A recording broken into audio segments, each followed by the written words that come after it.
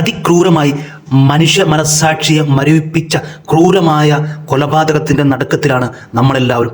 6 പേരെ അതിക്രൂരമായിട്ട് ആക്രമിക്കുകയും അതിൽ 5 പേര് അതിനിഷ്ഠൂരമായിട്ട് കൊല്ലപ്പെടുകയും ചെയ്തു ഇന്നലെ. അതിൽ ഏറ്റവും പ്രധാനപ്പെട്ട ഒരു കാര്യം, പ്രധാന പ്രതിയുടെ പ്രായം എന്ന് പറയുന്നത് 23 വയസ്സുകാരനാണ്.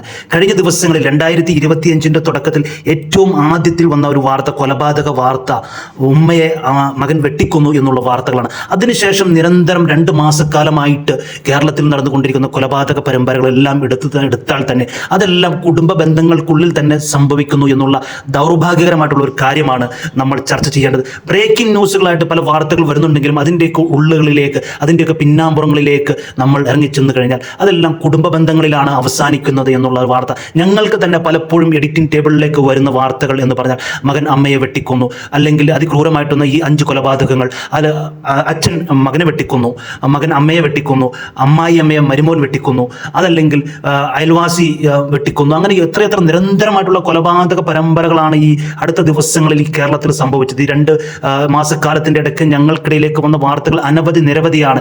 എന്താണ് ഇതിൻ്റെ കാരണം?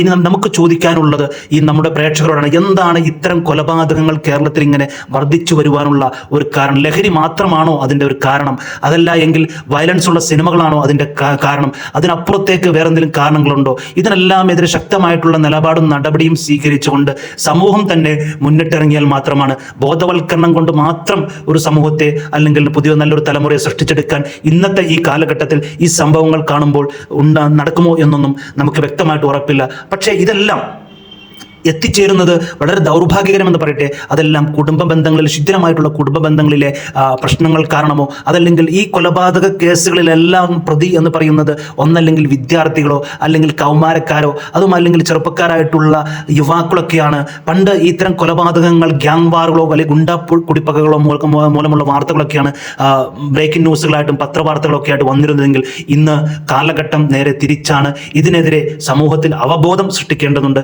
ഇതിനെതിരെ സമൂഹം ഉണർന്ന് പ്രവർത്തിക്കേണ്ടതുണ്ട്.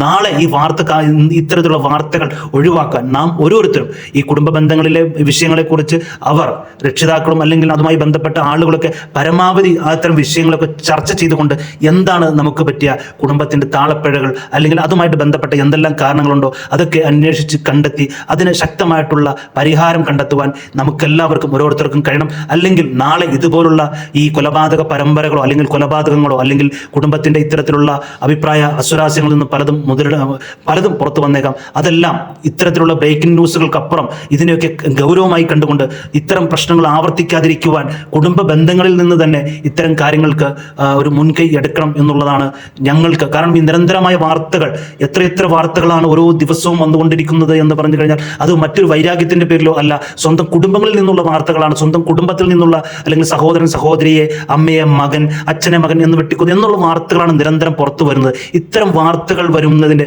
മുൻകൈ എടുക്കാൻ എന്ത് ചെയ്യാൻ പറ്റും എന്നതിനെക്കുറിച്ച് ഗൗരവമായിട്ട് നിങ്ങൾക്കുള്ളിൽ തന്നെ ഒരു ചർച്ച ഉണ്ടാകണം. അതിന് അത്തരം കാര്യങ്ങളുമായിട്ട് എല്ലാ രീതിയിലും പരസ്പരം ചേർന്നിരുന്ന് സംവദിക്കാനും സംസാരിക്കാനുള്ള പറ്റിയ ഇടങ്ങൾ കുടുംബങ്ങളിൽ തന്നെ ഉണ്ടാകണം എന്നുള്ളതാണ് ഇത്തരം വാർത്തകൾ വരുമ്പോൾ ഞങ്ങൾക്ക് പറയുവാനുള്ളത്.